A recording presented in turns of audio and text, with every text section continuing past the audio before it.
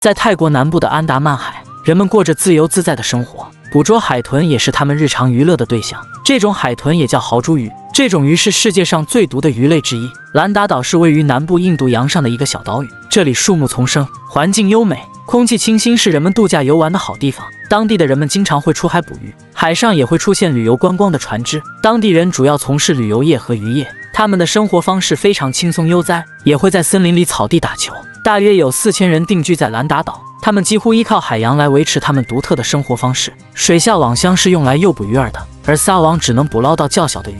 这里的鱼类特别多，随便一撒网就能捕获到不少的渔获。海上的大鱼会经常吃一些小鱼，大量的小鱼会被吓得跳出海面。当地的人会在这关键时刻撒网，捕捞上来的鱼都会进行晒干，晒干的鱼会卖给当地的批发商。他们也会在沙滩上寻找蜂蜜吃。干枯倒下的大树是蜜蜂筑巢的好地方，把树干凿开一个洞，就能把成块的蜜蜂窝给拿出来，这也是他们日常的甜品。日落的晚霞特别漂亮。今天一大早，4名吉普赛人乘坐着船只离开了岛屿，他们今天要去收集几天前放下的水下网箱。万邦是一位最有经验的潜水员，他从16岁就开始在海里学习潜水，这次他要潜到40米以下的深度，寻找水下网箱，把它拿上船。他们是用一艘比较老旧的空气压缩机代替氧气瓶。万邦带着氧气罩就开始下海潜水，这里的鱼类非常多。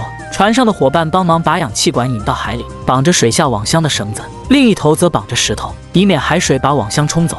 很多鱼类进去箱子里面就出不来了。他把笼子的绳索拆了下来，船上的人就会把它拉起来，不一会儿的功夫就把箱子拉了上来。几十条鱼就这样被他们捕获到了。万邦这时候也浮上水面，这次捕获到了几条豪猪鱼。即便在40米深的海底里，也有人类使用过的垃圾。豪猪鱼看起来很可爱，它可以把海水吞到胃里，使它的身体膨胀起来，身上的刺就像豪猪的刺一样，总能把威胁到它生命的敌人吓跑。针刺可以释放出比氰化物更致命1000倍的毒素，这种毒素会导致人窒息而死，并且没有有效的解毒药物。他们继续航行到另外的地方放下网箱，依靠岛礁的位置方向，确定好放下网箱的位置，依靠岛屿和山脉的视觉对齐，确定好位置就开始沉水下去，把网箱推进海底。紧接着万邦放好网箱就回到小船。这片海域是国家禁止渔民捕捞的，这时候国家海洋保护队过来警告他们，不要在这里捕捞海鱼。这时候他们不得不返回岛屿。返回岛屿后，他们就开始清理他们捕捉到的鱼。海豚的皮要最优先处理掉，